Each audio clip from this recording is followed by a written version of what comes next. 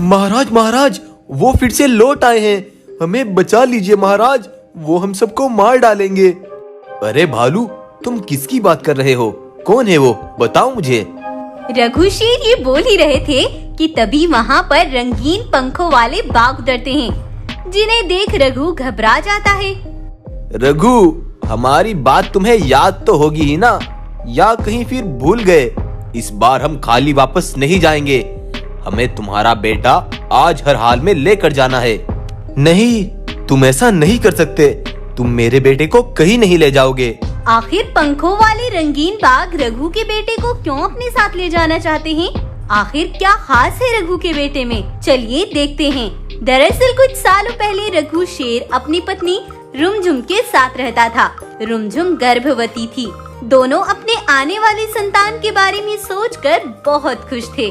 और वो दिन भी आ ही गया जब रुमझुम ने एक सफेद शेर को जन्म दिया।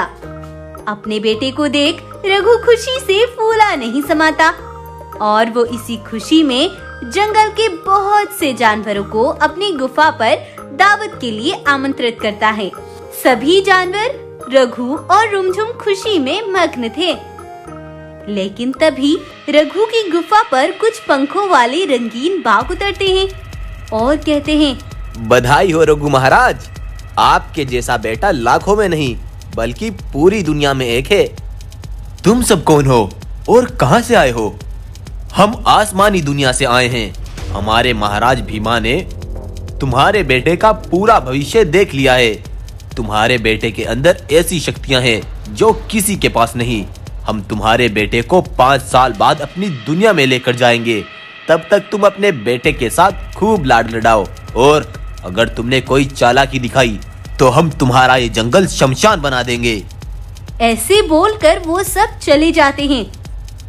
ये नहीं हो सकता रघु, हम अपने बेटे को किसी को नहीं देंगे।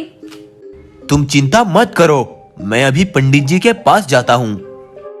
तब रघु पंडित जी के पास जाकर उन्हें सब कुछ बताता है।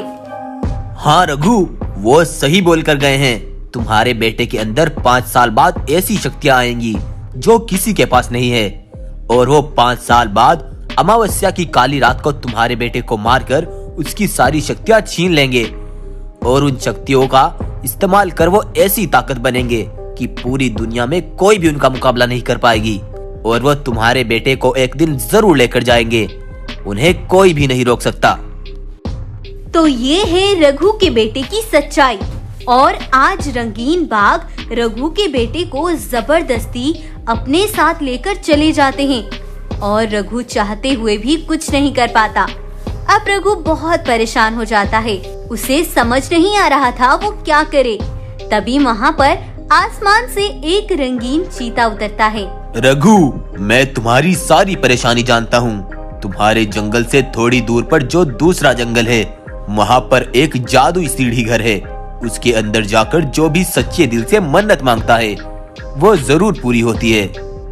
ये सुनते ही रघु तेजी से भागता हुआ उसी जंगल में चला जाता है और वो जादुई सीढ़ी घर तक पहुंच जाता है और सीधा उसके अंदर चला जाता है। हे जादुई सीढ़ी घर, मैं बहुत बड़ी परेशानी में हूँ। वो मेरे बेटे को अपनी दुनिया में उठा ले गए। कल अमावस्या की रात है, वो मेरे बेटे को मार डालेंगे। मेरी मदद करो। मैं किसी भी तरह हर हाल में अपने बेटे को बचाना चाहता हूँ। इतना बोलकर रघु वहाँ से बाहर आता है तो वो देखता है कि बाहर रंगीन शेरों की सेना अपने पंख फैलाए खड़ी थी और रघु को भी जादुई पंख लग गए थे।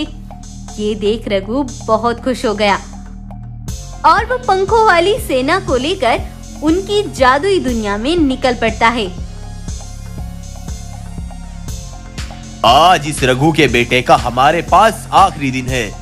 कल अमावस्या की रात को हम इसे मारकर इसकी सारी शक्तियां छीन लेंगे और फिर हमारी ताकत का कोई भी अंदाजा नहीं लगा सकता। भीमा बाघ ये बोल ही रहा था कि तभी रघु अपनी सेना के साथ उसकी दुनिया में पहुंच जाता है। भीमा, तूने मुझे बहुत दुख पहुंचाया। अब तू और तेरी सेना जिंदा नहीं बचेगी। तब रघु शेर और उसकी सेना भीमा की सेना पर टूट पड़ते हैं। दोनों में जोरों की लड़ाई होती है। रघु की जादुई सेना के सामने भीमा की सेना कमजोर पड़ जाती है।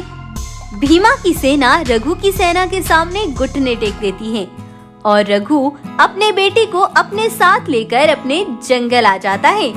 रघु की पत्नी अपने बेटे को सीने से लगा लेती है और वो फिर से हंसी खुशी अपनी जिंदगी गुजारने लगते हैं। तो आपको आज की हमारी कहानी कैसी लगी हमें कमेंट करके जरूर बताएं और हमें अप्रिशिएट करने के लिए कमेंट में अपना सुझाव जरूर दें। Thank you.